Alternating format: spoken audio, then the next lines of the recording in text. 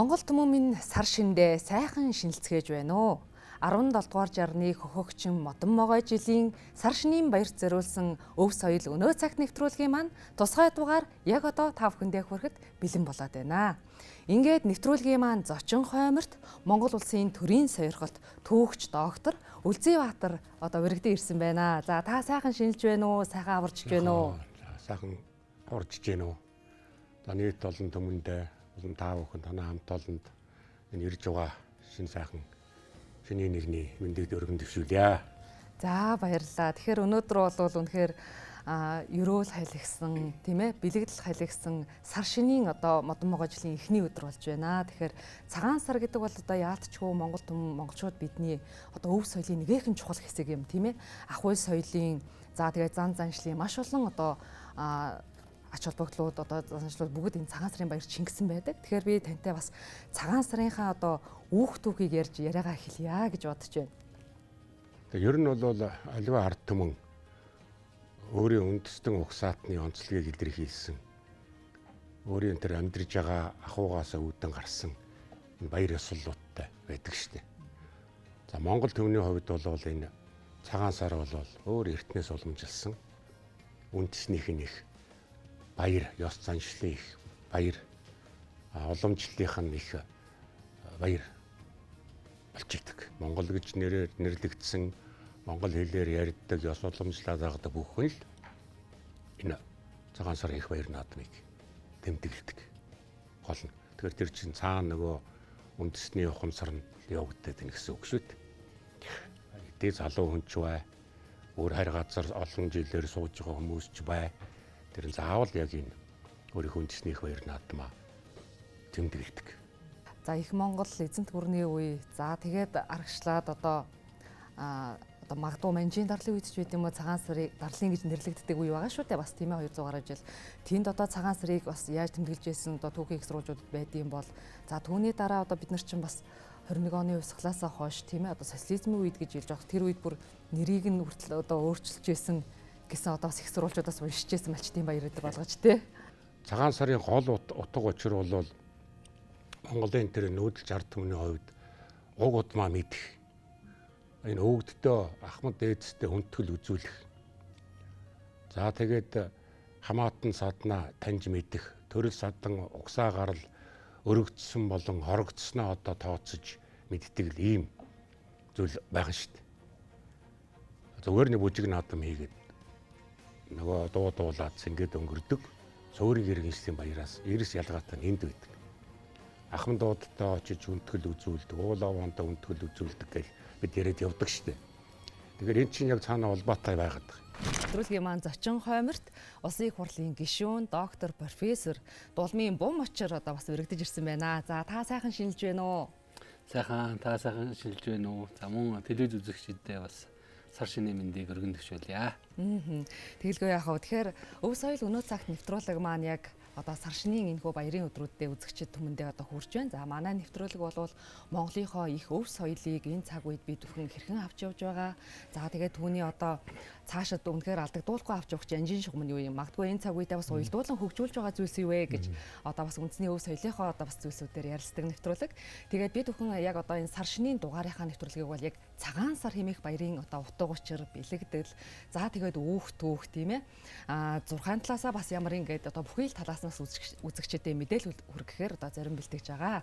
За тэгээд тантай бол бас яриагаа цагаан сарын одоо утга учирын талаар бас яриагаа эхлэе гэж бодож байна. Тэгэхээр энэ цаг үед бас зарим гэж хэлж болох хүмүүс бас цагаан сард ач холбогдол бага өгч байна тийм ээ. Тэгтэл зарим хүмүүс бол энэ бол одоо монголчуудын үндэсний маш том дархлаа. Ахуйн одоо хамгал соёл шингэсэн их том зан заншилтай баяраа гэж хүндэтгэн үздэг. За тэгээд эндээ соёлын яриагаа эхлээд явах уу. Бид чинь Монгол улсад монгол хүний заяаг түшээд олоод төрчихсөн байгаа. Тэгэхээр бид энэ нэг санамсаргүй төрсөн явдал бол байхгүй баг. Нэгэнтээ Монгол улсад за магадгүй өөр улсч байж болно. Монгол хүн болоод төрсөн байгаа бол бид нэг тодорхой хэмжээний үүрэг хариуцлага хүлээх ёстой л доо. Чи чинь монгол хүн юм байна. Тэгвэл хэрвээ монгол хүн юм бол одоо магадгүй танд төвөгтэй санагдаж байсан ч гэсэн тэр монгол хүн болон төрснийхөө үүрэг хариуцлагыг хүссэн хүсээгүй бид нэг үрхээс өөр аргагүй болж байгаа. За хүн гэдэг амьтан нэг дунджаар одоо 70 80 90 юм уу наслыг гэж бодъё. Яг одоо та 18 таа ч юм уу 20 таа ч юм уу 15 6 таа ч юм уу залуу байхад магадгүй нэг санагдахгүй байж болох юм л да. Юу үүрэг хариуцлага юу Монгол хүн гэдэг. Одоо миний насн дээр ч юм уу хүрээд ирэхэд тэр үүрэг хариуцлагыг магадгүй илүү их ойлгох ухаарах тийм нэг цаг мөч ирэх баг. Хүн гэдэг амьтны ер нь байр суурь үзэл бодол цагийн цагт өөрчлөгдөж идэг шүү дээ. Тэгэхээр магадгүй бас зарим нэгэн байдлаар төвөгшөх ч юм уу ийм өнгөс гаргаж байгаа одоо хүн байвал магадгүй тэр залуу хүн байж болно. Заавал залуу байх албагүй л дээ. Гэхдээ тэр энэ миний яриад байгаа үүрэг хариуцлагыг Монгол хүний гэж хэлж болох энэ үүрэг хариуцлагыг бүрэн ухаарч мэдэрч амжаагүй гэж болох талтай. За би энийг яагаад хэлж байгаа вэ гэхээр би ч гэсэн залуу байлаа. Одоо ч одоо учиргүй өндөр настай да орохгүй бах. Гэхдээ тэр цаг үед бол илүү их аав ээж авга нагц ахмадуудаа энэ хариуцлагыг ингээд өгөөд байдаг. За одоо эднэр мэн байгаа юм чинь уус талал гэхээр за эднэр мэдж байгаа л. Холоор өнгөрөөгөө өөрөөсөө жаахан зайлуулаад нэг ийм үе хүний амьдралд байдгийм байна гэж би боддог. За гэтэл яг одоо нийгэмд одоо дунд иргэм насныхан түүнээс ахмад одоо нийгэмд ижлэх байр суурь өөр болно. Насны ирэхээр энэ ч одоо ороогийн жам юм чинь. Бодох бодол бас утга учир хайхтаас тэгэлгүй яг уу. Тэр үед бол хүссэн хүсээгүй хүн би чи яах вүлээ гэж бодогдно. Олон хүн ирж золгоно одоо өөр хүүхдүүд ацаар ихэд ямар би цагаан сар дургуугээд сууж илтай биш ёс юмгур төр төмбөр гэд. Нөгөө талдаа мэдээж амьдралын одоо тодорхой хугацааг туулсны дараа бол хүний бодол сэтгэл бол өөрчлөгдөх боломжтой. Тийм учраас би учиргүй төгшөөж байгаа улсуудыг бол одоо учиргүй буруутгадаггүй. Яг тэгэхээр аль нэг цаг үед энэ хүн өөрийнхөө үүрэг хариуцлагыг хүлээнэ. Өнөөдөр байх албагүй гэж магадгүй гэж боддог. Тийм учраас би бол цагаан сар болон одоо бусад энэ Монголын ёс заншил элдв зүйл бол монгол хүний одоо монгол хүн бол төрснийх нь өөрийнх нь одоо төрөмөл үүрэг хариуцлага гэж хэлмээр санагддаг. Харин тэр жаахан утга учирыг бүрэн дүүрэн ойлгоод ухаараагүй өөрөө бие дээрээ тэр хариуцлагыг авч одоо үүрээгүй байгаа нь бол тэр цаг хугацааны асуудал болоо. Тэр хүн аль нэг цаг үед энэ үүрэг хариуцлагаа хүссэн хүсээгүй өрөндөө гэж боддгийг. Товчхондоо бол ингэж хариулмаар байна. Мэдээж олон ач холбогдлууд биш үү дээ. Нэвтрүүлгийн маань зочин хойморт Монголын бурхан шашинтны төв Гандан Тэгчинлэн хийдийн зурхай судлаач Гэвш Очирбат одоо урагдсан ирсэн байна. За та сар шиндээ сайхан шинэлж байна уу? Сайхан шинэлж байна уу? Үзэгч олондоо сар шинийн мэнд хүргье. За баярлалаа. Тэгэхээр өв соёл өнөө цагт нэвтрүүлэг маань монголчуудын одоо их өв соёлыг энэ цаг үед бид бүхэн одоо хэрхэн үргэлжлүүлэн авч явж байгаа. За мэдээж цагийн аясаар хөгжүүлэн төгөлдржүүлэх зүйл байдаг. Уламжлан заавал үлдээх бас зүйлс гэж байдаг өв соёлд. Энэ жилийн одоо цагаан сарын тухайд тийм ээ яг цагаан сарыг тэмдэглэх өдөр дээр олон нийтийн сүлжээнд бол одоо бас баггүй маргаан өрнөд амьдсан. Тэгэхээр зэрэг яг энэ өдрийн одоо бас тухайд хоёлаа яриагаа эхлэе гэж бодож байна. За бид бүхэн бол одоо төгс буянтын зурхаагаараа одоо сар шинийн баяр хаврын ихэнх сараа одоо ургуулж тэмдэглэж байдаг тийм ээ. Тэгэхээр энэ тухайд хоёлаа яриагаа эхлэе.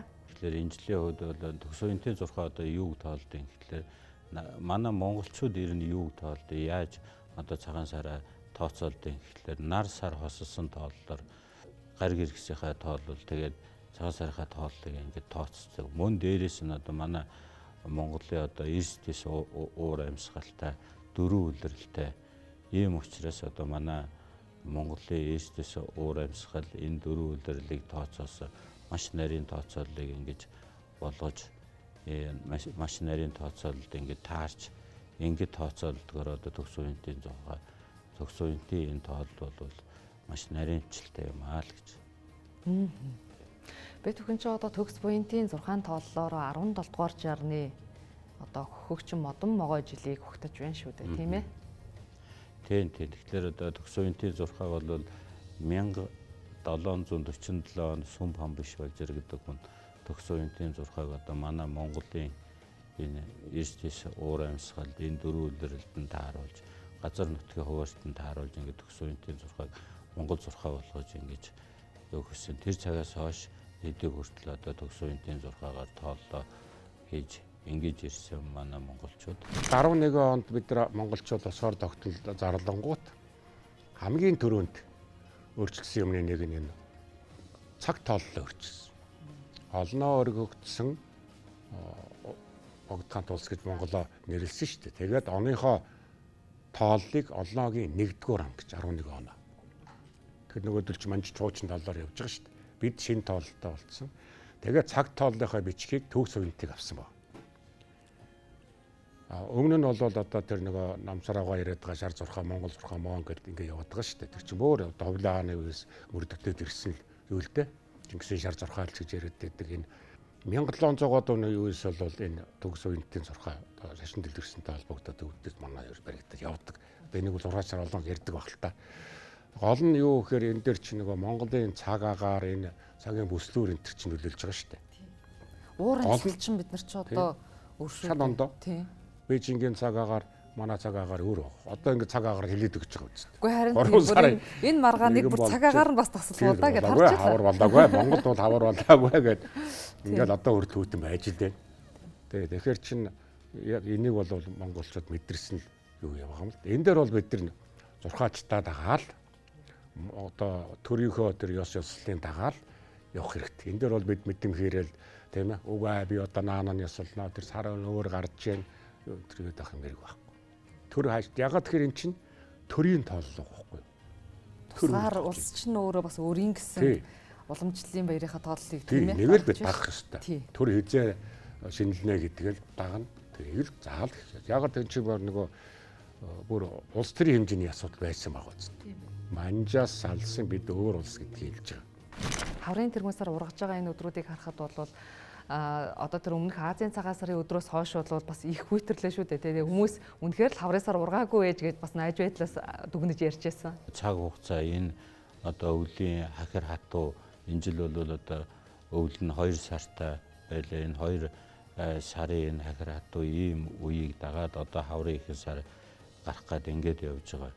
Энэ нь бол одоо цааны хувьд ч гэсэн маш их таарж байна.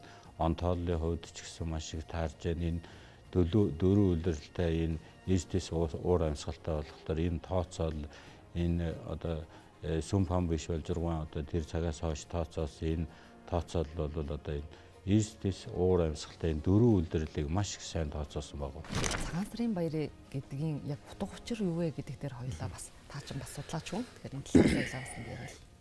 Би нэг ийм тайлбар хэлмээр санагдаж байна. Ер нь монгол хүнийг юу монгол болгодог юм бэ? Монгол улсыг юу монгол улс болгодог юм бэ?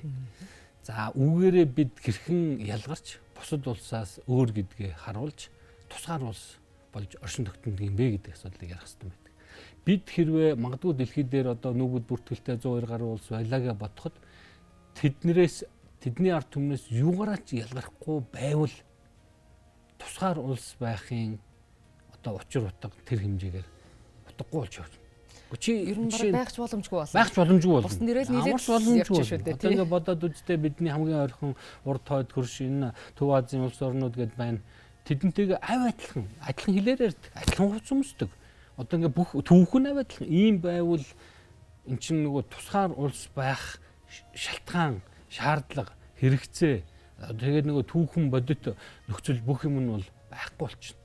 Тэгэхээр хамгийн тодорхой юм уу хамгийн одоо ойлгомжтой гэж хэлж болох тайлбар бол юу гэхээр энэ үндсэндээ тусдаа үндэстэн тусгаар улс байгаа Монгол хүн оршин байгаа Монгол улс оршин байгаагийн одоо утга учир нь энд байгаамаа гэдгийг хэлмээр байна. Цагаан сар ч нөгөө төрийн их баяр наадам байхгүй юу? Цаанаа нөгөө улс төрийн их гүнгүнзгий агуулгатай. Энэ нэгдлийг өгөө хийгээд энэ цагаан сарын утга учирыг бүснэ бол бас Монголын уламжлалын нэг хэсэг тасарна шүү дээ. Ер нь тэгээ монголчууд бол яагаад их цагаан сарыг бэлэгшээдэг тэр дотор ингээд олон үг өгдөг хүмүүс өгүүрч хоосортлоо цагаан сар тэмдэглэдэг ийм баяр гэж юу байсан энэ төр гэл. Солиоризмын үед ч гэсэн зарим ном бүлтэй тийм байдаг. Ерөөсөө нэг өнчийн ишгтэй айлч гэсэн цагаан сар тэмдэглэдэг тэрэнд одоо тех хэрэг байсан үгүй хамгийн юм зараад. Гэтэл нөгөө уламжлал нь тэрнээс илүү хүч амжиргаанаас нь илүү хүчтэй байна шүү дээ. Ядуу явахаас нь илүү хүчтэй байна. Ёслоод тэр нөгөө хамаатан садан ах トゥ нартайгаа солгоод хүндэтгэл үзүүлээд тэднийхээ сайн муу явааг мэднэ гэдэг бол нөгөө төр улс ямар бат бих байна уу гэдгийг л харуулсан нэг утганд яваад байгаа байхгүй. Гол нь монголчуудын энэ ёслогоо золгооч нь бол энэ ахмад наснд хамгийн түрүүнд очдөг штеп. Гол утга нь. За яагаад ураг удмынхаа хамгийн өндөр наснд очиж тэр хүнээс өрөөлөө сонсно. Тэгээд тэнд өөрийнхөө одоо үр хүүхэд бүх хүнийг танилцуулна. Тэгээд тэр хүн дээр бол нөгөө тэр тухайн ураг удан хамаатан төрөл садны холбоо үүсэж гин гэсэн үг шүү дээ. Тэр хүн өмнөх аав ээжийг мэднэ. Өвөг дээдсийг мэднэ. Тэр нөгөө шинэ төрсөн хүүхдүүд, шинээр ирсэн хөргөн бэрүүдэд учрыг нь хэлж өгнө. За тэгээд шинэ ирсэн хөргөн бэрүүд бол ямар хүмүүстэй хот ураг хамаатан садан болсноо мэдэлцсэн. Ингээд ерөөсөө энэ ургийн их том төрийн ёсол болчихж байгаа байхгүй юу? Монголчууд бол гэр бүлийг бол төрийн үндэс гэж үздэг шүү дээ. Гал голомт гэж ярьдаг. Энэ айлын гал голомт бол Монгол төрийн өөс нөгөө нэгж гэж хамгийн бага нэгж. Ер нь улсын үндэс. Тэр бол улсын үндэс. Тийм ч учраас нөгөө гал голомт гэж, айлын гал голомт гэж. Тэгээ галаа дахин цансаар харж байна те. Гал бол хамгийн ариун зүйл. Энэ бол бүр нөгөө хүнийг үеэс уламжилсан. Магадгүй түүнээс ч өмнө байсан тэр галыг хүндэтгэх, галыг дээдлэх. Энэ нь явсаар хагаад нөгөө төрийн тусгаар тогтолттой холбогдсон энэ зан үйл болоод явцсан байгаа шүү дээ. Монголчууд одоо Төшөөд хааны одоо юус эхлээл Навтай сан хааны баруун өргөөнд Монголын төрийн их гал голомт байсан юм аа. Тэр нь бол тасраагүй.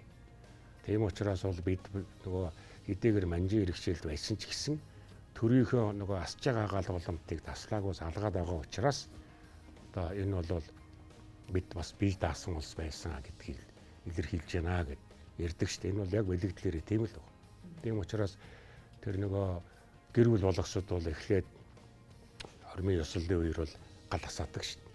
Галц гэж ихтэй тийм. Тэгэхээр чинь энэ том яваад байгаа юм. Тэгээ яг энэ дээр бол Монголын төр уламжлалын бат бэхэн яваад байгаа. Тэгээд энийгээ бид нэр үгүйсгчвэл энэ уламжлалыг дагаад маш олон зүйл алгуулах юм байна. Тэгээ энд яг одоо чиний асууснаар 10-аад оны үеэс эхлээл энэ асуудал монголчуудыг чухал боллоо шүү дээ.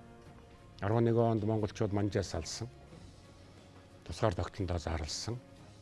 За тэгээд энэ үеэс бол бас монголчуудын энэ уламжлалт, баяр наадам, энэ зан үйлд бас нэлээд их шинжил өөрчлөлтүүд гарсан юм. Ер нь хараа энэ аливаа энэ зан үйл, баяр ёслол гэдэг чинь ингээл уламжлаа дагаад, цаг үеэ дагаад, технологио дагаад, шинжлэгдээд, баяжигдаад, өөрчлөгдөж явдаг.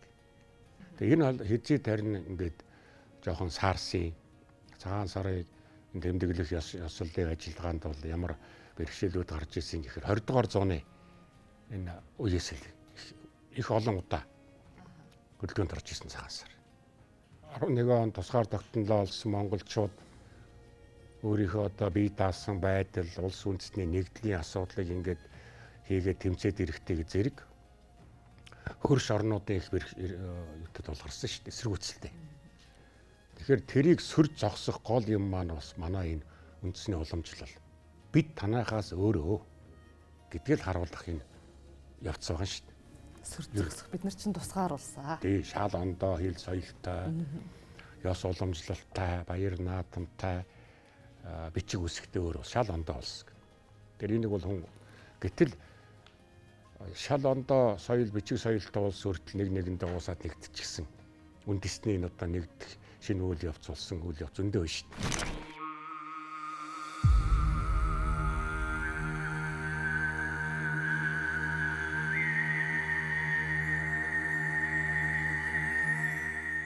Манайх бол бүр эртнээс нөгөө өвөг ардтан учраас уламжилж ирсэн хэдэн мянган жилээр тоологдох соёл уламжлалтай учраас энэ дээр бол асуудалгүй байдаг. Харин энийг нь өөрчилж иж өөрийнхөө эрхшээл оруулах гэсэн оролдлого 20 дугаар зууны 20-30-аад оны үеэс эхэлсэн. Энийг нь өөрчилчихвэл эрхшээд орох юм байна гэж бодоод байна. Тий. Тэр чинь нөгөө үндэсний өөрийнх нь дархлаар бол довтолж ийн гэсэн үг шүү дээ.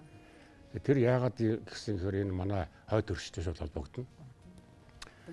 Тэгээ хаант Орос улсад бол октябрийн хувьсгал гараад тэгээд энэ октябрийн хувьсгалаар засгийн эрхэнд гарсан энэ хувьсгалчдын том мөрөөдөл бол дэлхийд даяар коммунизмыг тогтооно. Ерөөсө баян ядуугийн ялгаагүй сайхан амьдарцгаана. Үд санаа тэр байл шүү дээ. Марксизм, ленинизм бол манай одоо үйл явдлын туг. Тийм учраас энэ дэлхийн даяар коммунизм ялуулахын тулд бүх үндэстэн ястанд өөрсдийн үзэл бодлыг л суулгах хэрэгтэй болж байна.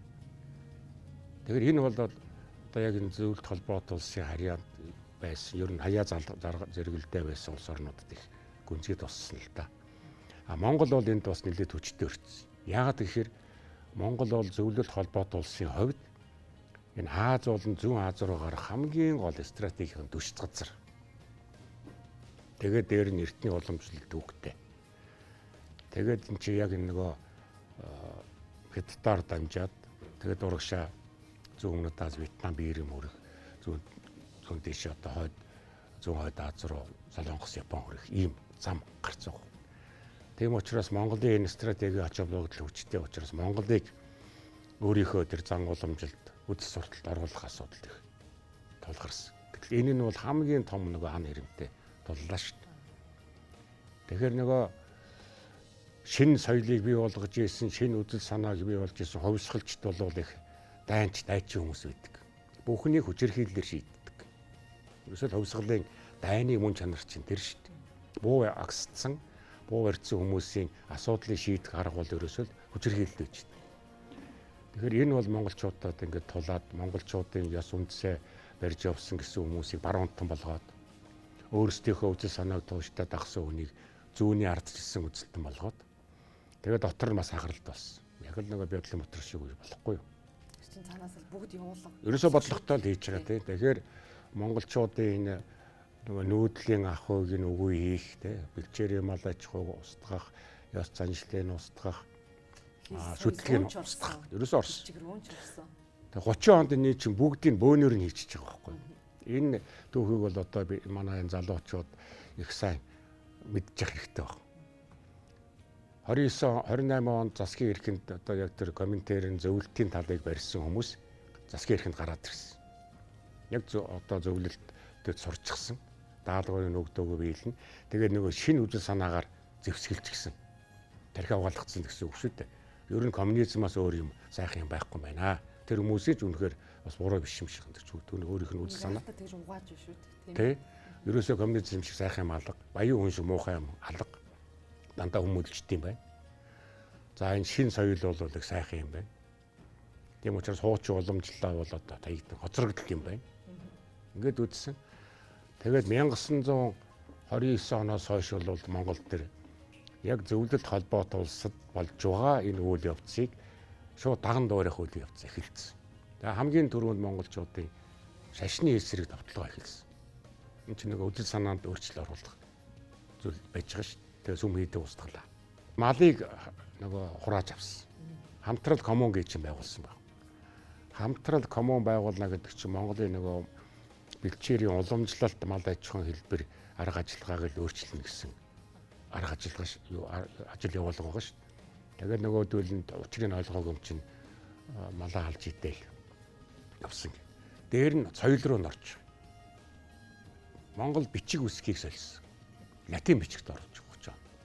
Хүчээр. Тэг хүчээр латин бичиг сургаад. Ер нь 2 жил явцсан шүү дээ. Монгол бичгээс салгаж байна шүү дээ. Тийм бичиг соёлоос салгаж байна. Дээр нь уламжлалыг хорьсон. Яг энэ дотор нөгөө цагаан сар хоригдсан байдаг. Цагаан сар ажил. Цагаан сар чинь одоо энэ 20 дугаар зууны 1930-31 он яг тэр зүүнний нуглаатны үед бол хийгдэггүй. Нөө хуучны бурангуй хоцрогдсон ёс гэд хорьцсон. Энэ эхэлж хамгийн 20 дугаар зуунд бол цагаан сар хэлмэгцэд үг. Монголчуудын үндсний дархлааг л унах зорилготой байгаа шүү дээ. Иргэшээ байлгах. Одоо гол нь тэр. Тэгээд энэ чинь монголчууд чи яг эдийг өртлөх хугацаанд бол ерөөсөө нэг баяр наадмын ажиллагаа цөөхөн байсан шүү дээ. Уламжлалт төрийн их баяр наадам бол цагаан сар зууны одоо Монгол наадам. Цагаан сар бол мэдээж хэрэг бид тэр яриад байгаа энэ том өргөн төрийн их хүндэтгэлийн үйл ажиллагаа. Тэгэхээр чин энэ хоригдоод эхлэхээр монголчуудын дургуйцал гарч байна. Шууд дургуйцсан. Тэгээд 30 оноос ч монголчууд олноороо урагшаа өвөр Монгол руу нүүлээ шүү дээ. Өвөр Монголд бол нөгөө улааны засаглал өрөөгөө байсан учраас харьцангуй 50 байсан.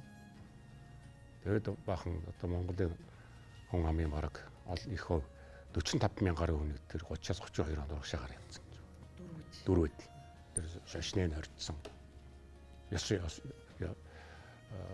уламжлалыг хорьдсон. Малыг хураачихсан. Тэгээд 50 амьдрал хайгал явсан хэрэг. Дараа нь 32 онд бол монголчууд бослог гэлээ. Алдаага засаагүй учраас. Тэгээд энийг бол бидний хувьсгалын эсрэг бослог гэдэг шүү дээ. Ер нь одоо хэлэхэд бол тэгэл одоо хувьсгалын эсрэг 32 онд бослогыг сайн муу гэж бас яриад маргалтаад идэг. Тэгээд энийг яг бослогын дараа харин 33 онд шинэ эргэлтийн бодлого гэж шинэ бодлого гаргаж байна. Одоо алдаага засъя. Энэ монголчууд руу ингэж хамаагүй давталж болохгүй байна. За бас яриа болохгүй юм. Ерөөсөө болохгүй, ингэж болохгүй юм байна. Эдгээр ч юм бас яах юм бэ? Өөрсдөө айхтар хамгаалдаг юм байна. Нөгөө 20-30-аад оны үед бэлдэж исэн нөгөө шин залуу хүмүүсийг гаргах, албан тушаал тавих, уламжлалаа нөгөө үл тоодог, уламжлалаа хоцрогдол гэж үздэг ийм шин үеийг бэлтгэх үйл ажиллагаа. Бүр зориудаар бэлдэж гаргаж байна. Ерөөсөө 30-аад оны үеэс энэ ажиллагаа эхэлж өөрийн өөрсдөр нь гэсэн үг шүү дээ. Гол нь. Тэгэхээр энэ үйл ажиллагаа бол дандаа л одоо Монголын наадам цагаансаар л давталж идэг. Зан заншилэр өөр одоо юу давтал. Бичиг үсрэгөө давталсан. 40 онд Монгол бичгийг бол кирилл бичгээр солилоо шүү дээ. Тэгэхээр кирилл бичгээр Монгол бичгийг сольчихно гэдэг бол нөгөө бүх Монгол туурхтнууд бол Монгол бичгээр бичдэг. Өөр Монгол, манай энэ Төв Монгол, Хойд Монгол, Бурятууд, Халимаг бүгд Монгол бичгээр шүү дээ. Нэг соёл, нэгдсэн соёл байгаа байхгүй. Энэ маань ингээд тасраад юун гэсэн үг шүү дээ. Нөгөө угсаатан бол хоорондоо холдно гэсэн үг. Тэгж байна. Салгаж байна. Салгаж чинь тий. Тэгээд энэний ард чи яг энийг дагаал нөгөө соёл нь өөрчлөгдөж явна гэсэн үг шүү дээ. Тэгээ яг энэ хэлмэгдүүлдэг дараа нь тэр дэлхийн 2 дугаар дай ингэж яваад тэгээд дайны дараа ахаал нөгөө шинэ уламжлалын асуудал эхэлж байна. Дайнтай үед чинь айлч улсоор нэг зөвхөн оршин тогтныхын төлөө амьд үлдэхин төлөө тэмцэж байгаа юм чинь тий. Тэгээд 45 онд энэ цагаан сарын асуудал ахид хөндөгдсөн. 45 оны 2 дугаар сард нэг улсын их зарилга гарч энэ цагаан сарын өдөр амардаг болгосон. Анхны шийдвэр. Нааштай гарч байгаа юм шиг.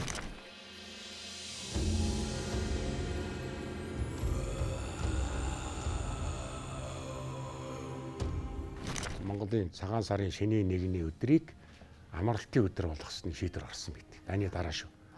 Тэгээ цаг тайван болоод тэр чи их бүтээн байгуулалтын ажил эхлээд тийм ээ. Ингээд явсан үе. Монголчуудын нэгдэл сэргээд тэгээд нөгөө өөр монголчуудыг бас өөрийнхөө харьяанд нэгтгэх Монгол туурхтны нэгдсэн улсын асуудал яригдаад нөөбд дэлсэх асуудал энэ яригдаад эрэхтэй зэрэг 44 онд дандын хийц хэрэгсэн шүү дээ. Нөгөө сашныг оюун санааны гол цөм болоод ирсэн хэсэг чинь хэдэн дэлхийн ламтаач гэсэн сэргэж ирсэн. Тэгээд цагаан сарын асуудал дараа 45 онд яригдчих юм. Тэгэхээр эн чинь нөгөө улс төрийн бодлоготой холбогдоод байгаа биз. Амардаг болсон. Тэгээ яг энэ үедээ зэрэгцээд энэ 30-40-од оны үед Монголд энэ харийнхны их олон баяр орж ирсэн.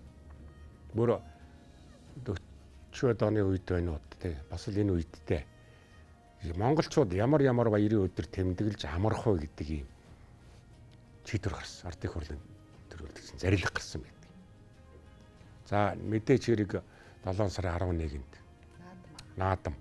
Энэ үуч одоо Монголын тусгаар тогтнолд тэмдэглэсэн өдөр гэж бүр тэр үед заагаад өгч 11 оны гэж. Энэ үед амарна. За тэр цагаан сарыг цаа ингээд нэг хоног амардаг болгоч. Дээр нь октябрийн баяр ороод ирж. Зөвлөлтүүдийн нөгөө октябрийн хувьсгал хийсэн. Тэднийг соёлоос утгаж байна шүү дээ. Тий, тэрийг ч амарна. За олон улсын эмэгтэйчүүд ирэхин төлөө 3 сарын 8 мартын 8 одоо хүртэл өдөр тэмдэглээд байна шүү дээ. Тэр нь 5 сарын 1 нөгөө майн баяр гэж байсан. Та нар бараг мэдж гэнэ үгүй юу? Нөгөө майн 1-ний хөдөлмөрчдийн нэгдлийн санааны нэгдлийн өдөр 5 сарын 1 социализмын орнуудад л дандаа нөгөө коммунист үдс суртлаа. 3 сарын 8-ны чи мартын 8-ны өдөр чи нөгөө. Тэр чинь 3 сарын 8-ны чи нэр март гэдэг яг Орос югаараа авцсан юм биш үү? Тэгж мартын 8 гэдэг. 3 сарын 8. Ийм баярууд ороод ирсэн. Тэгэхээр чи Монголын үндсэн 2 баяр дээр гадны 3-4 юм шууд хорж болохгүй. Тэгвэл бүдгрүүлээ бас өөрөөр гаргасан. Тэг өөр баяр наадмаар ингээд нөгөө оруулчихж штэ. Тэгээ энийг бол бид нар бас ерөөсөө ингээд гадны их баяр наадмууд орж ирэл тэр ингээд юутэй ингээд хийгээд байгаа нь бидний энэ өв соёлыг чинь их нөгөө зөөлөн баллуурдах аргын 40-од оны үеэс ингэ явагдсан байхгүй. Тийм бэ. Тэгээ инстаа энэ үзгээс харж байгаагүй. Тэгээ ерөөсөө бид нар энийг харах хэрэгтэй баг. Энийг бас цагаан сараараа ч гэсэн өнөөдөр бид телевизийн ард дээрээ сууж байна. Залуучуудаас ухаарах бах та ийм учиртай байд юм байна гэд. Чи түүх ингэж харуулж байгаа юм чинь. Тэгээ чойвлсан 52 онд нас орсон. Тэгэхэд 53 гэдэг тий. Тий, яг цагаан сарын битүүнд шүү дээ. Тий. Тэгээд тэр жил гашуудлага цагаан сарын тэмдэглэегүй. Ингээд тэр цагаан сарын 2 өдөр амардаг байсан энэ юу тэмдэглэгдэг цагаан сар хүмүүс ууцаа хураас. Тэр их гашуудлыг үд. Тэгээ яагаад манер чи битүүний өдөр тэгэж хагалгаанд оров. Хагалгааны ширээн дээр нас орсон байгаа шүү дээ. Тэгэхээр тэрийг бол одоо хажууд нь бас Монгол уламжлал мэддэг хүмүүс явж илээсэн. Тэр өдөр нь яагаад заавал хагалгаанд оруулаад нас урчиж байгаа юм. Хүчээр. Бүх юм санамсаргүй биш шүү дээ бас.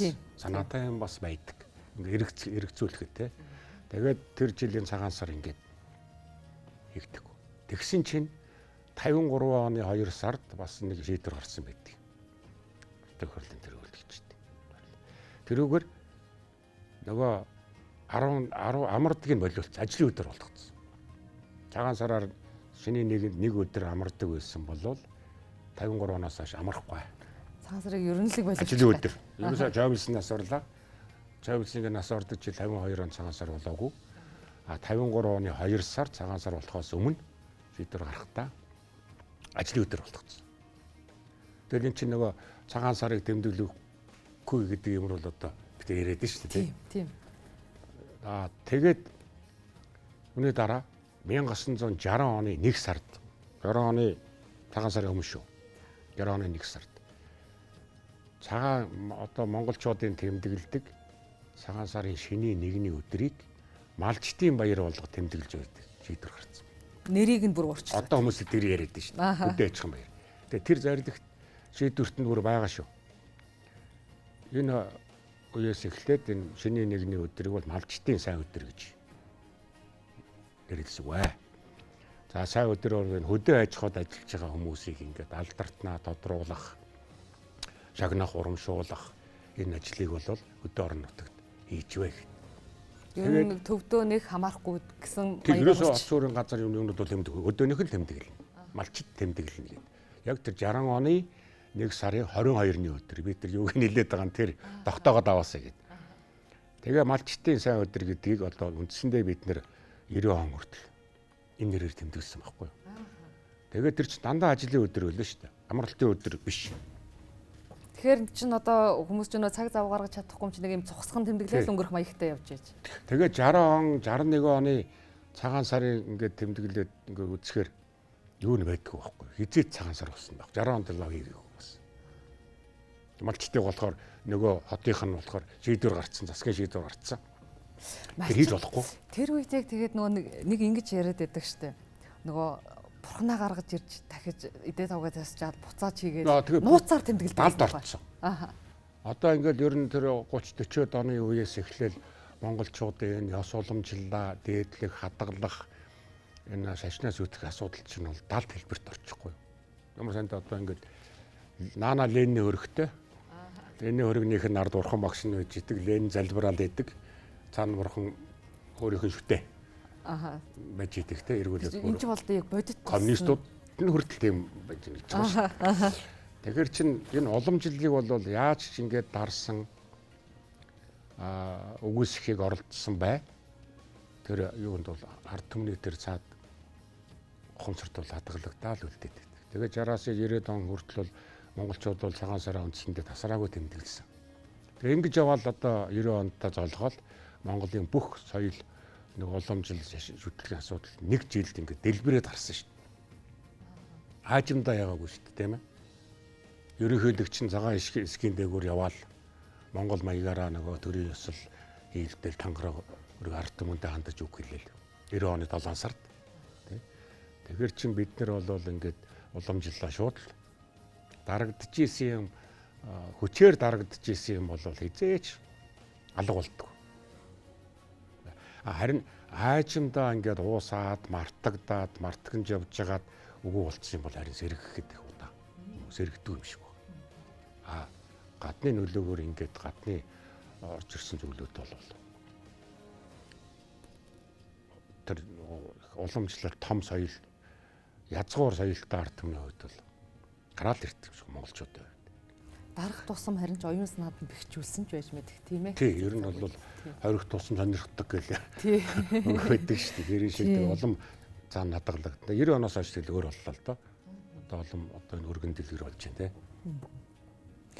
Тэгэхээр 90 оноос хойш чинь одоо ардчилсан хувьсгалын дараагаас болоод бид нар яг гоо тэр бүдгэрүүлж байсан сая та хоёр тэр ярьлаа тийм ээ хэцүү тарчигч үе байсан даралтай ч үе байсан за түүний дараа бүр ингэж албан хүчээр бүр тэ бодлоготойгоор хүртэл одоо тэр битүүнд нь за түүний дараах шийдвэрүүд гэх мэтлэн тэ.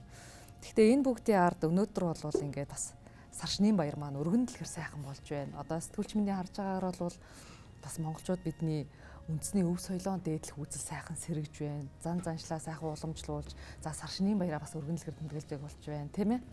Тэгвэл мэдээж одоо тэр бүдгэрүүлэх гэсэн орлон оролдлогуудын үр дүнч байж магадгүй бас ингээд хот хүрээ газрын хүмүүс маань Саршнын баярт ач холбогдол өгөх нь жоохон бага байх шиг надад санагддгийг. Тий, одоо энэ бас цаана нэг учир байна. Ямар учир вэ гэхээр бидний нөгөө иргэншлийн нэг тийм мөргөлдөн гараад. Бид нар чинь үндсэндээ 20 дугаар зууны 50-60-аад он буюу 1950-60-аад он хүртэл бол монголчуудын уламжлалт иргэншил бол хэврээ явлаа штэ. Бэлчээрийн мал аж ахуй. Тэгээд 57-аас 60 оны хооронд нөгөө нэгдэлжүүлэх хөдөлгөөн өрнөөд нөгөө малчдын чинь бол хөдөлмөрчин болгочлоо штэ. Хөлсний адилчин болгочихж байгаа. Цалин авдаг адилчин. Мал хариуцлага хөдлөө цалин авдаг. Өмнө нь бол манай мал бол улсаад ижихээс гадна хүнээд ижидэг. Язгуур соёл байлаа шүү дээ. Тэгэд яг энэ үеэс нөгөө малчдын цоо цөөрөөд малд цөөрөх мал чинь нөгөө таваарлаг чанартай болоод эдийн засгийн эргэлтнээр одоо бас эн чинь бүх юм сайн муу хоёр талтай л байгаа юм л та нэг тал нь сайн. Нөгөө малаа суурьаар хариулдаг боллоо шүү дээ. Төрөл чанараар нь биш. Тэгэхээр энэ үеэс эхлээд нэг хотчлт их явагдаад эхэлсэн. 60-аад оны үеэс хэд ч одоо Монголын хүн амын ихэнх хувь нь одоо хот руу нүүж эхэлсэн.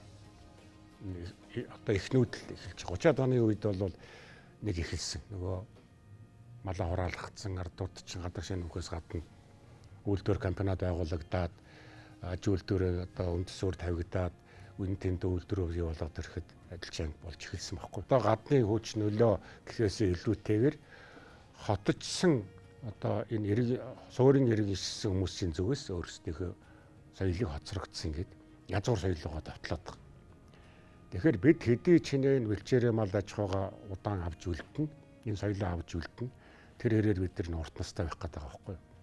Тийм учраас энэ нөгөө иргэншил рүүгээ энэ хөдөөгийн одоо бэлчээрээ иргэншил рүүгээ энэ төрийн их оновчтой бодлогод явуулах хэрэгтэй. Хүүхдийн яд сурах юм. Яаж уян залгамжилсан малчтаа тэнд нь бэлдэх юм. Октод нь хот руу ороод ирчихэж байгаа. Хөвгүүд нь өөргөд тэнд нэг дортоодоргүй үлдээд тий хүчээр энэ үлдээд. Ингээд яг ийм л юм болоод байна шүү. Энэ бол үндэстний бас аюулгүй байдалтай холбоотой шүү. Энэ ерөөсөө шууд холбогдсон. Тэгнь. Тэгэл бүгдээрээ ингээд Улаанбаатарт орж ирээд, Дарханд орж ирээд төвлөөд нэг соёлдсон одоо хүмүүс болчихвол энэ асуудал сайхан болчих юм шиг ирээд байгаа. Тэгэхээр энэ бол тэгээд эндээсээ үүдээд нөгөө цагаан сар наадмаа үгүйсгэх хоцрогдсон гэж үзэх тий тэмдэглэх хэрэггүй байна. Хотод тэмдэглэх хэрэг байна уу юу гэдэг юм яригадаад эхэлж байгаа. Дээр нь бас одоо яг энэ байдалд ордсон уламжилсан үед одоо хотын сэхэтнүүдийн зүгээс энэ бас ярих гарч байгаа. Ялангуяа бас бидний үеийн ч гэсэн юм байгаа шүү дээ. Европ соёл их шүтсэн хүмүүс байна. Европод боловсрол ийдсэн мэдсэн. За тэгээд хотод ерөөсө хөдөө өсөөгөө хотод төрж өсчихсэн. Одоо би бол бас хотод төрж өссөн хүн л дээ. Тэгээд түүхч тулдаал нэг юм яриад байгаа болохоос биш. Түүхч болоогүй байсан бол бас одоо яах ч гэсэн юм. Тэгэхээр энэ хүмүүсийн зүгээс яг нэг төвөгшөх тий. Заавал хотын халуун байшин уус тавих хэрэг байна уу? Идэхгүй идэ тавих хэрэг байна уу гэл ингээл гол сүмжлэний ард яваад байгаа шүү. Гэтэл бэлэгдлээ бид бодчих хэрэгтэй. Тэгээд эн чинь нэг аливаа юм чинь өөрчлөгдөж, шинжлэгдэж үйдэг юм чинь хэр хэрэндээ л тавьчих болно шүү дээ. Одоо жишээлбэл мэдээж хэрэг бол Ахмад настангууд ууц тавьдаг байсан. Ууцыг бол зөвхөн цагаан сар наадмаар тавихгүй бохол баяр, хорим, найр тий. Хүндэтгэлийн идэ байхгүй. энэ тавгийн эдэж бас хүндэтгэлийн эдэ. Ормын үе засна. Тэр байтугай одоо уу гашуу үед ч гэсэн шүүсийн нүш эдэг тавьдаг штэ. Үеэр нь. Тий. Тэгээ энэний чи ард дандаа нөгөө бэлэгдэл байдаг. Сондгоо өрдсөн бол яах вэ? Тэгшүүрсэн бол яах вэ? Тэгэхээр энэ эдэг нь хараад тэр айлынхаа байдлыг мэддэг. Хөөрөг зөрүүлэхийн ёсоор чин тэр хүний сайн муу хавцал өвөтэй явааг мэддэг. Толгойн дараа энэ чинь бүх ард уламжлалт байж явж байгаа. Тэгэхээр энээсээ нөгөө хөндөрцөн хүмүүс чинь ингээд янз бүрд нөлөөлөд за яаж одоо энийг заавал ингэж явах хэрэггүй. Тэгээ нөгөө шинэ жилийн чинь үйл ажиллагаа нөгөө гадны нөгөө оруулж ирсэн баярууд шүү дээ. Засгийн тогтоолоор амардаг болцыг баярууд их байна. Энэ цаг үед нэлээ их биш үү? Яг тэр 45 оны хоёрод чинь яваад байгаа. Заахаа октябрын баяр, майан баярыг тэмдэглэдэг болчих те. Бусд нь тэгэл одоо баярууд байна шүү дээ. Тэгэхээр Европоос орж ирж байгаа ч баярууд байна. Тий одоо энэ чинь энэний ард чинь дандаа нөгөө шашин соёлын үргэлжлэлтэй баярууд л явдаг байхгүй юу? Христийн соёлыг дагсан байж байна. Мусульманы соёлыг дагсан энэ баярууд дандаа энэ ёсол хүндэтгэл ажиллагааны ард явж байна. Тэр баярууд олон болоод тэд нар бүгдээрээ амар хөдөлгөөнтэй болоод ирэнгүүт одоо жишээлбэл яг энэ цагаан сарын үеэр сая олон нийтийн сүлжээнд их хилцүүлэг өрнөлөө шүү дээ тийм ээ. Нэг талын хүмүүс бол одоо үндэсний яг энэ гол дархлаа болсон өв соёлоо тээж яваа баяр дээрээ жоохон уртхан шиг амралтын хоногтой болъё л доо. Тийм ээ өөр маш олон өдрүүдээр одоо жишээлбэл бид нар чинь 40 өдрөөр хүртэл амарч байгаа шүү дээ. Гэх мэтлээ одоо тэгээд тэгтэл нэрэн бас цагаан сарын ач холбогдол гэдэг өөрөө энэ цаад агуулга бүр тусгааруулсан энэ үндэсний юуг тодорхойлж байгаа баяр дээрээ нэр бид хэр ач холбогдол өгч байна вэ гэдэг бас. Яг үнэ. Сая сүүлд таны одоо сошиал хуудсандаа бичсэн нэг нийтлэлээс бас уншижээ л да. Тэгээд тэндээс харахад энэ бол бүр үндэсний хамгийн том баяр юм аа. Тийм ээ. За үндэсний хамгийн том баяр дотроо бүр ингээ өв соёлын дархлаа гэж чинь бас гол тээж байгаа. Ер нь их өргөн дэлгэр тэмдэглэх нь зүйтэй шүү гэсэн санааг оруулсан. Би бас нэр нь л бид чинь Европоос орж ирсэн өөр маш олон баяруудад амралтын өдрүүдийг гаргадаг хэрнээ үндэсний баяртаа нэрэн арайдаа цөөдөж байна. Энд чинь өөрөө бас нэг зүгээр нэг наадам шиг наадамлаад өнгөрчихгүй байгаа юм тийм ээ. Ах トゥ устэй очдог, хүндлээ үзүүлдэг байна л та тий. Одоогор бол хуулийн зааснаар шинэ 1 2 3 гээд 3 өдөр байгаа. 3 өдөр бол бас цөөднө л дөө. Наацх нь битүүнийг амралтын өдөр болох хэрэгтэй. Битүүнд чинь бид нөгөө тоос шорноосоо салдаг, боо шураа хийдэг маш их ажилтай өдөр байхгүй. Яг амьдрал дээр тэгдэг. Амьдрал дээр тэгдэг. Өөр хүүхдүүдээ сургана. Ер нь яг цагаан сарын ёс заншлыг харах юм бол энэ цагаан сар болохоос 7 хоногийн өмнөөс эхсүүлэл бүх өдөр нь хийдэг ажилтай. Тэгээд битүүн тэгэн да шиний 1 тэгэн 2 тэгэн 3 тэгэн тэрнтэйгээ золгоно гэдэг. Ингээд ийм бүх өдөр нь эн чинь үүрэгтэй. Тэгэхээр би бол юу гэж харж байгаа вэ гэхээр ямар ч байсан энэ цагаан сарыг тэмдэглэхэд хамгийн багаар бодоход 7 юм 10 хоног байх нь зүйтэй. Энгийн одоо амьдралын хэрэгцээ шаардлагыг бодоод үтсэн ч ёс заншлаа бодоод үтсэн ч. Энгийн амьдралын хэрэгцээ шаардлага гэдэг нь бол юу гэхээр өнөөдөр Улаанбаатар хотод маш олон одоо хөдөө орон нутгаас ажиллаж амьдарч байгаа оюутан сурагчид залуучууд зөндөө байна. Гэр нь хэрвээ ховдод юм уу, увсад юм уу, Баян-Үл гэдэг юм уу, Доронтод 800 мянган км-ийн цаанд байдаг бол тэр хүн тэгээд 48 цагийн дотор давхиж ирэх ёстой юм уу? Одоо айгүй байдлаа бодсон ч аавч тэгээ золох хэрэгтэй. Тий. Тэгэхээр энэ бол хамгийн одоо өдөр тутмын хүний амьдралд тохиолдох энгийн учир шалтгаан. За дараагийн нэг учир шалтгаан бол юу вэ гэхээр бид нар нэгэнтээ жилд ганц тохиож байгаа цагаан сараа бүрэн утгаар нь бас ёс төртөөгөөр зөв зүйтэй тэмдэглэн өнгөрүүл яг үл энд нэлээд хэдэн өдрийн ажил орно. Тэгэж утга учиртай одоо бүрэн бүтэн тэмдэглэснээр эн чинь өөрөө өв соёл дархлаагаа хамгаалж байгаа маа. Яг үнэ. Би нэг жишээгээр тайлбарлаж ярих дуртай. Тэр бол юу вэ гэхээр энэ үр хоочтой бид нар энэ өв соёлын зүйлээ үнэт зүйлсээ өвлүүлэн үлдэх маш чухал ач холбогдолтой байдаг. Тэгвэл би одоо таа ч юм уу үзэгчд маань бас бодоод үзээшээ боддог. Цагаан сарыг огт тэмдэглэж үзээгүй магадгүй өөр хайр оронд амьдардаг тийм өргөгдсөн ч байж болно Монгол хүүхэд байлаа гэдэг. Цагаан сарыг жил болгон хүсээгүй автагаа ээжтэйгээ тэмдэглэж явсан энэ хоёр хүний ой дурсамж шал өөр байна. Аль нэг насанд очиод яхад за цагаан сар гэдэг ийм байсан шүү. Аав ээж надад ингэж загцсан шүү гэ. Тэр хүн чинь нэг өдөр 50 60 хүрнэ тийм ээ. Өтөл насанд хүрнэ үр хүүхдүүд ацсан дээр нэр золгоно. Тэр үед бол тэр ой дурсамж нь одоо тэр хүнийг Монгол болгоно гэсэн үг. Ямар ч тийм ой дурсамжгүй үлдээж байхгүй бол эсвэл ой дурсамж нь бага байх тусмаа тэр хүн тэр одоо өв соёлоо өвлүүлэн авч үлдэх дараагийн үедээ үлдэх боломж нь хомсдно. Тийм учраас миний хэлээд байгаа зүйл олон өдөр тэмдэглэх тусмаа тэр ой дурсамжид нь үлдэнэ. Өнөөдөр тэр нь мэдэгдэхгүй байх. мэдэгдэх албагүй. Жохон хүмүүс юугаа мэдгэвд хоолон дээр гүлээл ингээл хөрхөн Google тоглол явж байгаа. Энийг би яагаад бодож ийн нөхөр чинь миний ойд дурсамжинд хүүхэд байхдаа цагаан сараар эмээ өвөө хоёр надад юу гэж сургаж ирсэн санагддаг байхгүй. Миний хүү бити бухимд, бити уурал, эгч дүү ах юу гэдгийг хүүхдүүдтэйгээ бити муудалц, хараал өрөөлийн үг бити хэл. Цагаан сараар ингэдэггүй юм. Цагаан сараар ингэдэггүй юм уу ёр гэд ингээд захидаг. Тэгэл тэр цагаан сарын өдрөч одоо энэ ойд дурсамж намайг надад цагаан сар гэдэг чинь ямар ач холбогдолтой вэ гэдгийг ойлгоход маш чухал үүрэг гүйцэтгэж байгаа байхгүй. Одоо бол яг хөө ингээд би бас нэг шинжлэх ухааны салбарт ажиллаад бас нэг судлаач хийгээд явж байгаа миний өдөө үндсэн ажил юм чинь. Тэгээд эргээд бодоход өө эн чинь сэтгэл засал байна шүү дээ. Эмээ өвөө намайг цагаан сараар сэтгэлээ амар амгалан байлгаач ээ. Оюун санаагаа ариун гээгэн байлгаач ээ гэж одоо зөвлөж ий. Хэрвээ цагаан сар сэтгэл заслын баяр юм бол энэ ямар учиртай баяр вэ гэхээр дэлхий дээр миний бодлоор бол хаанч байхгүй онцгой баяр. Бүх нийтээрээ тодорхой хугацаанд 3 өдөр бол 3 амралтын өдрөөр явна шүү дээ одоо 7 бол 7 10 бол 10 9 бол 9 хоног бүх нийтээрээ амар амгаланд өмбөхнэ. Үүний хамгийн тодорхой бодиттой үр дүн нь жишээ нь цагаан сарын өдрүүдэд гардаг хэрэг зөрчлөөс харж байна. Одоо манай сэтгүүлч нар өнтер очиод за өнөөдөр яасан зогтоо мөгтөө ямар гэмт хэрэг зөрчил гарах гэхэд цагаан сарын өдрүүдэд бараг байхгүй. Маш цөөхөн. За зарим нэгэн улсад өөрхий хэтрүүлж юм хүртээд нэг жаахан өөр тийм ноцтой хэрэг зөрчил гардаггүй. Хэрвээ ийм хэрэг зөрчил гардаггүй юм бол надад бол бодогдох. Бүх өдөр цагаан сар шиг байгаасаа гэж бодож байгаа. Энэ юунаас болж байгаа вэхээр за сар шинээр хүн чинь нэг улгаа жилгээ хийхгүй, удлаа үнэн ярихгүй мó. Нэг жилээ эхлүүлж байна. Амлахгүй гэд ингээд юмгууд тэр бүх нийтээрээ ард нийтээрээ сэтгэл санаа нь бол 50 амгалан болж байгаа. Хэрвээ цагаан сар олон өдөр үргэлжлэх тусмаа бид нар олон өдөр 50 амгалан байна.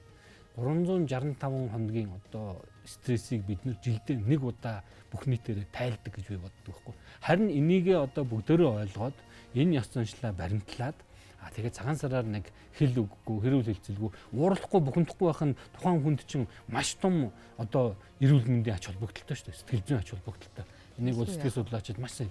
Тэгэхэд эн чинь ийм гоё баяр. Бүх нийтээрээ сэтгэл санаагаа амар тайван байлгахыг зорддог, хүсдэг, тэмүүлдэг. Тэгээ нэр нь цагаан, сэтгэлээ цагаан байлгаач гэсэн санаа нөгөө талдаа бол. Тэгэхээр ийм сэтгэл засны ач холбогдолтой. Эннийхээ ачаар бид нар 365 хоногийг ингээд нэг юм давдаг баг. Тэгээд цагаан сараар нэг сайхан амар амгалан болоод хэрүүл уруулаас яхан хол байгаа дандаа сайн сайхан юм яриад. Энийг бол яг мэрэгжлийн сэтгэл судлаач хүнээс асууж болно шүү. Хүн ингээд тодорхой хугацаанд зөвхөн сайн сайхан нэг бодоод ууралахгүй бухимдахгүй байхад хүний кодлоод өөрийгөө яг үнэн кодлоод ингээд энэ нь хүний сэтгэл санаа болоод бие физиологи эрүүл мэндэд ямар чухал ач холбогдолтой вэ гэдгийг миний бодлоор бол тооцож болно. Миний бодлоор бол маш өндөр ач холбогдолтой. Тэгэхээр маш энгийнээр бодох юм бол эн чинь бол одоо сэтгэл засал болж байна.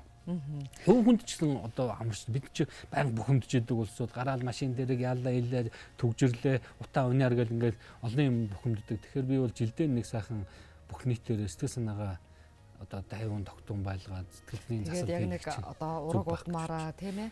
Одоо хамгийн анх настай хүн дээр очиж зоолгонд тэр болгон чинь бас нэг цааталтаа бол нэгт одоо ураг удам батчих тий. Нөгөө тод бол нэр нь л тэр хүмүүсийнхээ дэргээд одоо хэн бас нэг тавилгагүй байгаад ахыг бодлоо. Тэгэхээр миний хэлээд байгаа зүйл бол юу вэ гэхээр энэ ач холбогдлыг бодоод урт амрах тусмаа бидэнд маш олон талын ач тустай байгаа. Нөгөө талдаа мэдээж энэ олон ёс заншлын ч үр хөвгтүүдтэй өвлүүлэн үлдээн гахимшлангийн олон зүйл бий. Жишээ нь одоо бид нар чинь шинэ хуучрах энтер гэж ярьдаг шүү дээ. За шинэ хуучртал биш юм аа гэхэд шинийн өдрүүдэд хийж болох бүх зүйлээ бүрэн дүүрэн гүйцээх тэр боломжийг нь олгож өгөх хэрэгтэй. Ер нь энэ бол цагаан сарын амралт гэдэг байгаа та түрүү асуусан. Яг амралт бас биш шүү дээ. Бид нар завгүй өнгөрдөг. За тэнд нэг авган нагц байгаа очиод золгоч. Хүүхдээ дагуулад очино. Харуулчих. Маш чухал ач холбогдолтой. Энд чинь бид нар бол учиргүй идэж уух гээд байгаа юм биш. Наргид цэнх гээд байгаа ч юм биш.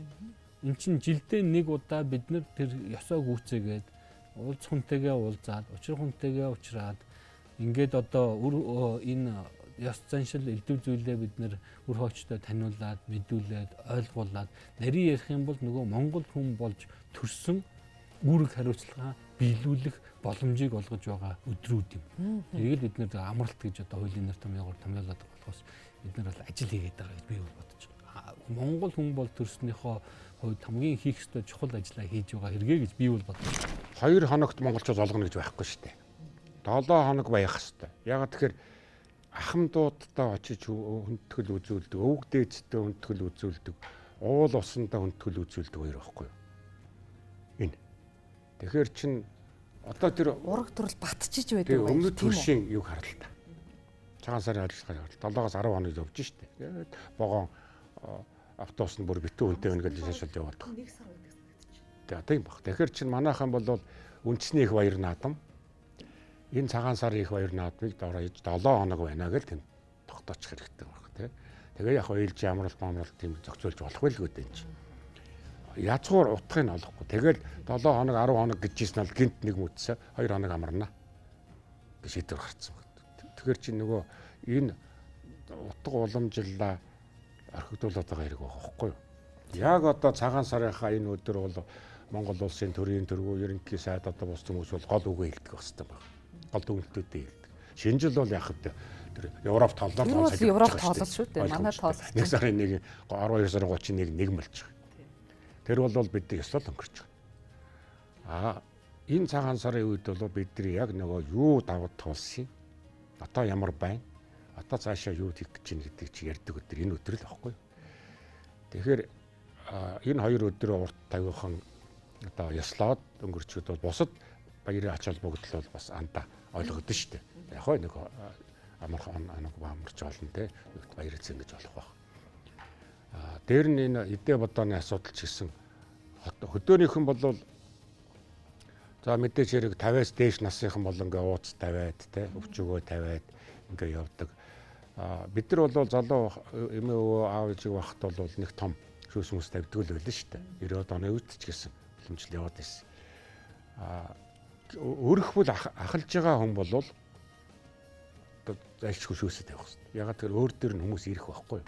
Цагаан сарын баяр гэдэг өөрөө их бэлэгдэлтэй, хүндэтгэлтэй, талархалтай баяр юм шиг санагддаг. Ер нь монгол хүн амны бэлгэрээ гэж бас ярьдаг. Тэгэхээр зэрэг яг энэ одоо жилээ эхлүүлж байгаа хаврын тэргуун сарын шинэ нэгэн гэдэг тийм ээ. Тэгэхээр энэ баярын өдрүүдэд бол энэ ёс заншлууд их тийм бэлэгдлийн чанартай бас байдаг л да. Тэр бэлэгдлүүд нь өөрөө эргээд бас нөө сэтгэлэн засан, зам мөрөөн засан, амьдралаа ч бас засж явдаг болов уу гэж бас хардаг. Тэгэхээр энэ дээр хоёулаа бас яриагаа үргэлжлүүлэе гэж бодож байна. Саршны. Энэ нэлээд хуучны үг байдаг. Тэр бол юу гэхээр энэ бидний нэргэн тойронд үндэстнийг онцлогоор нь ялгасан. Тэн дотор Монголыг бол юу гэдэг вэ? Монгол хүн бэлгээр гэж. Төвд хүн шидээр гэх мэтлэнгийн ялгасан байна.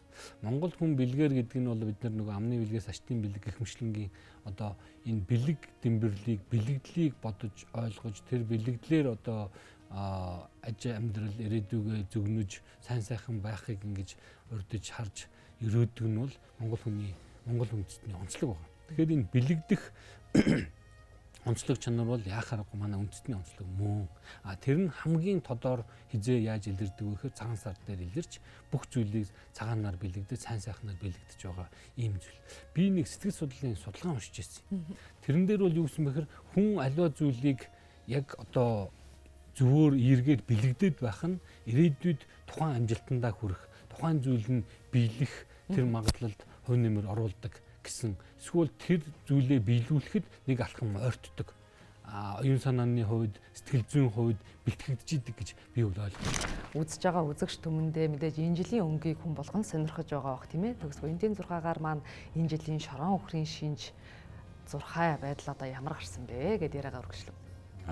Шорон өхрийн шинжээр бол одоо өхөр хариулаач болон өхөр хоёрыг одоо ингэж зураад одоо ард олны хувьд, хүн зооны хувьд, мал сүргийн хувьд, тариа ногооны хувьд ямар байх вэ гэдэг ингээд зураг тайлбарладаг л да. Тэгэхээр энийг бол яаж гаргадаг юм гэхээр хаврын уур орсон өдрийг уялдуулаад ингээд махбодын зурхаагаар тооцож ингэж гаргаж ирдэг. Хар зурхаан тооцоололоор ингээд тооцоолж гаргаж ирдэг. Тэгэхээр энэ жилийн хувьд бол одоо цагаан дээлтэй тийм улаан хөх ногоон ийм өнгө дийлэнх тийм одоо өнгөтэй тийм өхөр юу гэж байгаа л да зургаж байгаа. Тэгэхээр одоо залуухан тийм цагаан дээлтэй хүн энэ бол одоо залуус тэхээлтэй нялхаст бол дунд зэрэг одоо тэгээд өвгөд настанд бол одоо бас жахыг биеийн хэрүүлвчтэй гэсэн тийм маягийн өнгийн жил гарч байгаа да. Цаг гарган манай нэвтрүүлэгт хүрэлцэн ирсэн танд баярлалаа. Тэгээд цагаан сар гэдэг бол одоо яалтчгүй Монгол түмний, Монгол үндэстний төрт ёсны их баяр юм аа. Тийм ээ. Бид их Монгол эзэнт гүрний үеэсээ ахуулаад тэмдэглэсэн бидний түүхтэй салшгүй холбоотой одоо хамгийн их одоо ах уй соёлын маань шингээсэн баяр юм да тий.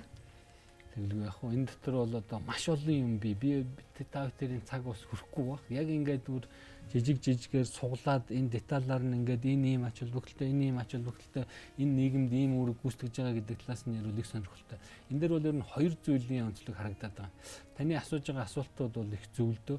Яг нийгэмд өнөөдөр өдөр тутмын амьдрал хүний харилцаанд ямар үүрэг гүйцэтгэж байгаа юм бэ гэдгийг бид олон нийт ялангуяа судлаачид гаргаж тавьмаар байгаа. Миний одоо ярих гэдэг өнцөгч төр. За зөвхөн энэ ёс заншлыг ингэж хийдэг юм аа, ийм дараалтай байдаг юм аа гэд хэлээд орхих бол нэг хэрэг. Тэрийг бид яахан зүйтэй.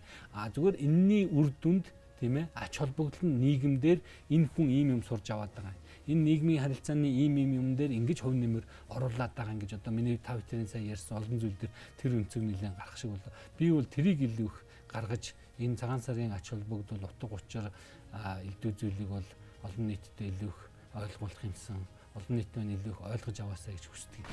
Ганцхан миний хэлэх зүйл бол энэ монголчуудын их ёс уламжлалыг бол үүсгэж болохгүй. Тэрийг л ойлгох хэрэгтэй байна. Нэвтрүүлэгт маань хүрэлцэн ирж энэ сайхан мэдээллүүдийг хуваалцсан танд баярлалаа. Сар шиндээ сайхан шинэлээрээ. Та бүхэн сайхан шинэлээрээ үзэгч түмэндээ дахин сар шинийн мэндийг өргөн дэвшүүлье. Өв соёл өнөө цагт нэвтрүүлгийн маань сар шинийн тусгай дугаартай Наран Foods компани одоо 300 жилийн түүхтэй Францын алдарт B&G дарсаар бас хамтран ажиллаж байгааг дуулахад таатай байна. Танд одоо бэлгийг барья. За их баярлалаа. Яа харахгүй одоо Монгол ёс заншлаа хүндэтгэж, эрхэмлэж, ирсэн зочныг бэлэгтэй үддэг тэр уламжлаа та бүхэн маань бас энэ нэвтрүүлгээр харуулж байгаа юм байна. Та бүхэнд амжилт хүсье. За баярлалаа. Өв соёл өнөө цагт нэвтрүүлгийн маань сар шинийн баярын тусгай дугаартай маань Наран Group хамтран ажиллаж байгаа. За тэгээд 300 жилийн түүхтэй Францын алдарт B&G дарсыг бас эрхэм зочин танд бэлэг болгон барья. За баярлалаа. 17 дугаар жарны хөхөгчин хэмээх модон могой жилийн өв соёл өнөө цагт нэвтрүүлгийн сар шинийн баярт зориулсан тусгай дугаартай маань хамтдаа байсан эрхэм үзэгч та бүхэндээ баярлалаа.